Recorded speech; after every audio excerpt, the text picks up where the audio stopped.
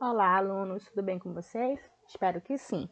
Eu sou a professora Luciana Souza e hoje faremos a revisão e autocorreção do livro de Ciências, módulo 2, capítulo 3. O assunto abordado é seres vivos microscópicos. Faremos a revisão das páginas 184 a 192 e a autocorreção das páginas 193 e 194, ok? Para a autocorreção, você vai precisar de uma caneta, de preferência vermelha, mas caso não tenha, pode utilizar outra cor. Escreva em todas as folhas do livro a data de hoje da seguinte forma: autocorreção em casa, o dia, o mês e o ano, que é 2020. Ao conferir as suas respostas, marque ao lado um X para as respostas que estiverem erradas, um traço para as respostas que estiverem corretas e utilize a sua borracha para apagar e corrigir o que estiver incorreto, ok? Aqui temos a página 184. Nela vocês viram um pouquinho sobre os seres vivos microscópicos. Vamos relembrar um pouco o conceito disso. O que são seres microscópicos? São seres vivos muito pequenos que não podem ser observados a olho nu.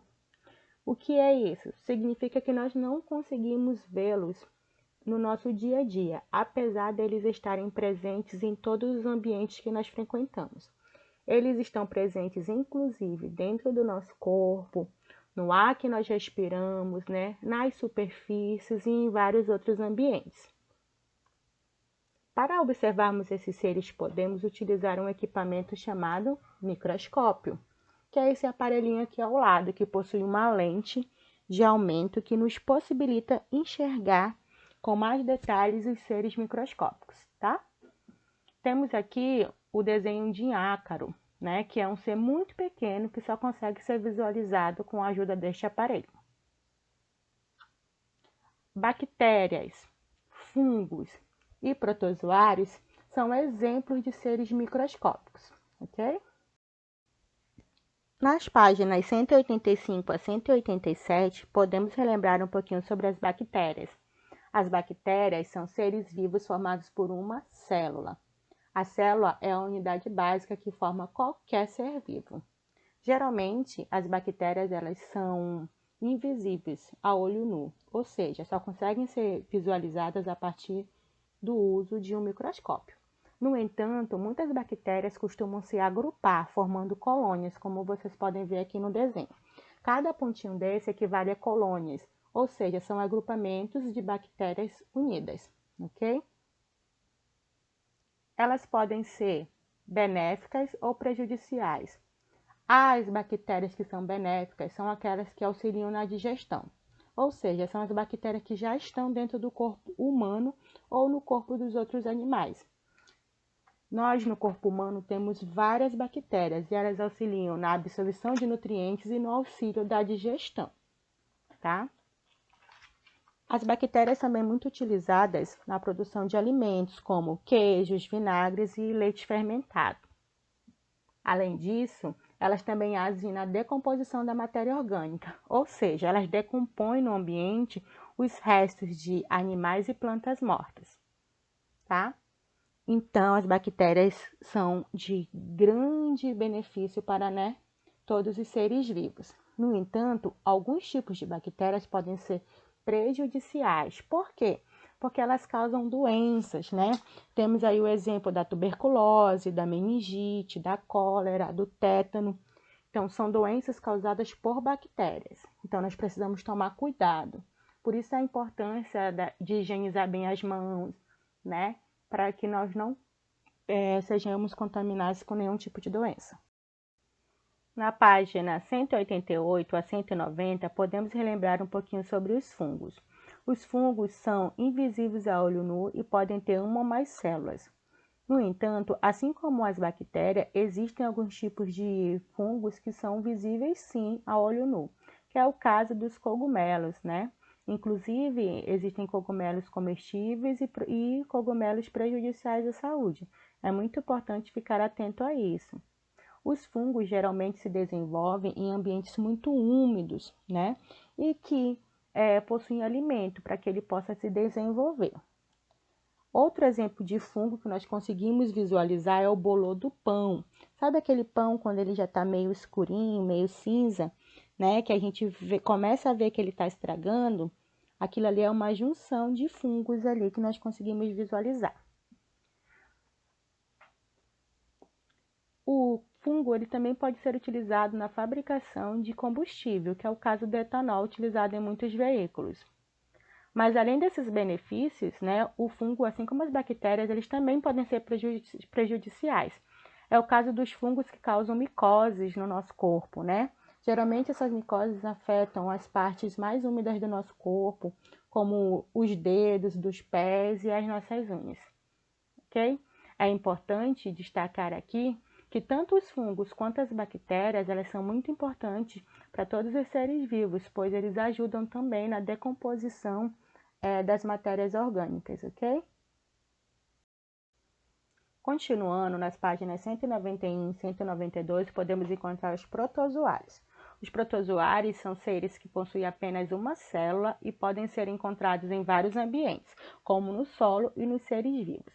Existem protozoários que servem de alimento para outros seres vivos e existem protozoários que estão dentro do sistema digestório de alguns animais, como as vacas e os cupins.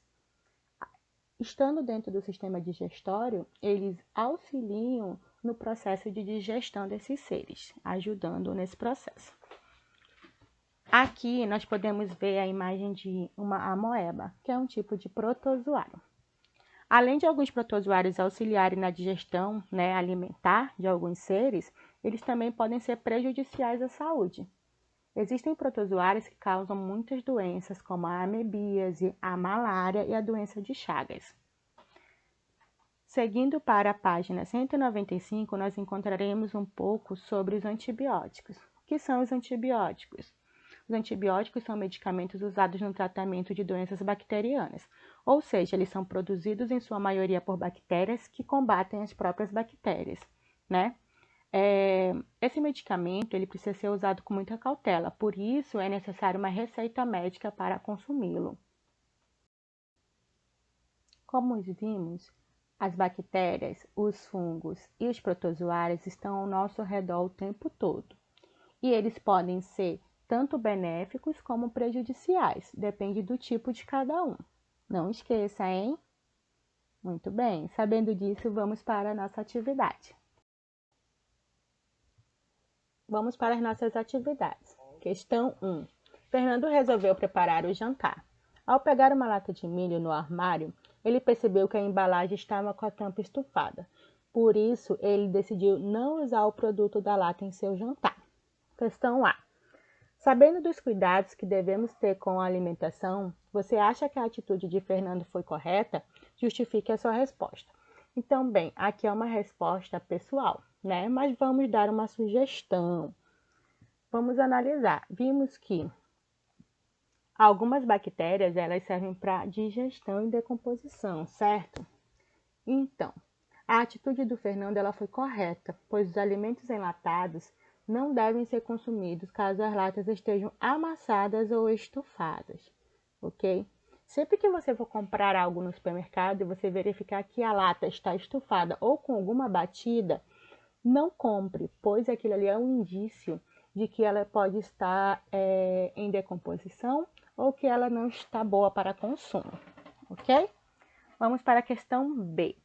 Ordene as letras abaixo de 1 a 5 e descubra a palavra que completa corretamente o texto. Muito fácil, né? Basta colocar a sequência. Então, a primeira letra é o G, a segunda o A, depois o S, o E e o S, formando a palavra gases. Continuando, a decomposição da matéria orgânica pelas bactérias libera... O que ela libera, então, que nós descobrimos? Isso mesmo, libera gases no ambiente.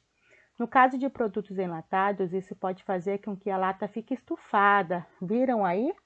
Então, quando a bactéria está fazendo a decomposição do alimento, ou seja, está fazendo com que aquele alimento seja decomposto, ou seja, não serve mais para um consumo. Então, a lata amassada ou estufada, ela pode ser um indício que essa decomposição já está ocorrendo, ok? Então, vamos lá. Questão C. Por que não devemos consumir alimentos em latas estufadas? Acabei de explicar para vocês, né? Vamos lá, vamos conferir. Porque esses alimentos podem estar em decomposição. Isso porque os gases liberados pelas bactérias durante a decomposição podem estufar essa lata. Ou seja, durante a decomposição, a bactéria libera um gás, né? E esses gases podem estufar a lata. Então, quando você verificar que a lata está assim, já sabe que aquele alimento está impróprio para consumo, ok? Muito fácil, né? Vamos continuar. Página 194, questão 2. Alguns mamíferos que se alimentam de plantas, como as vacas, apresentam um sistema digestório especializado, capaz de digerir a celulose, um tipo de açúcar encontrado nas plantas. A digestão da celulose nesses animais deve-se, em parte, à presença de seres microscópicos no sistema digestório. Aqui vocês podem visualizar a vaca se alimentando. Letra A. Escreva a primeira letra de cada imagem e descubra como é chamado o animal que possui esses seres microscópicos no sistema digestório e que é capaz de digerir a celulose. Então, temos aqui a letra R de relógio, U de uva, M de melancia, I de isca, N de navio, A de abelha, N novamente de navio, T de tartaruga e a letra E de elefante. Né? Então, formamos aqui a palavra ruminante. Então, os animais que possuem seres microscópicos no sistema digestório é chamado de animal ruminante, ok? Vamos para a questão B. Você acha que esses seres vivos microscópicos são benéficos ou prejudiciais aos animais que o possuem? Nós também vimos isso aqui na nossa revisão agora há pouco, né? Então, nós já sabemos que são benéficos, mas por que eles são benéficos? Vamos ver. São benéficos pois eles auxiliam a digestão do alimento. Na falta de digestão, os nutrientes dos alimentos não seriam absorvidos pelo organismo. Ou seja, se o animal não tivesse esses micro-organismos dentro deles, provavelmente eles não iam conseguir absorver tudo que o alimento proporciona para o organismo. Ou seja, eles poderiam ficar debilitados, ok? Muito bem. Vamos para a questão B. Fabiana está observando um fungo no microscópio. Assinale as informações que se referem apenas aos fungos. Vamos lá. Os fungos, eles são formados por uma ou mais células? Sim, eles são. Então, você marca um X aí no primeiro círculo, na primeira informação. Vamos lá. Eles participam da produção do iogurte? Não. Quem faz esse processo aí são as bactérias, né? Vamos para o próximo. Eles causam a cárie dentária? Não. Também quem faz isso aí são as bactérias, né? Então, será que eles causam micose? Sim. Então, você marca aí, causam micose, ok? E a última informação diz o seguinte: formam bolor em pães, né? Lembra aquilo que eu disse que dá para visualizar quando o pão está estragando? Então, também é uma característica dos fungos. Eles podem formar esses bolores. Então é isso, pessoal. Finalizamos aqui a nossa autocorreção. Chegamos ao final de mais uma autocorreção. Espero que vocês tenham entendido um pouco mais sobre este assunto. Não se esqueça de anotar corretamente nas folhas a autocorreção com a data, né? Tudo bonitinho, tudo certinho, ok? Então, nos veremos na próxima aula. Tchau!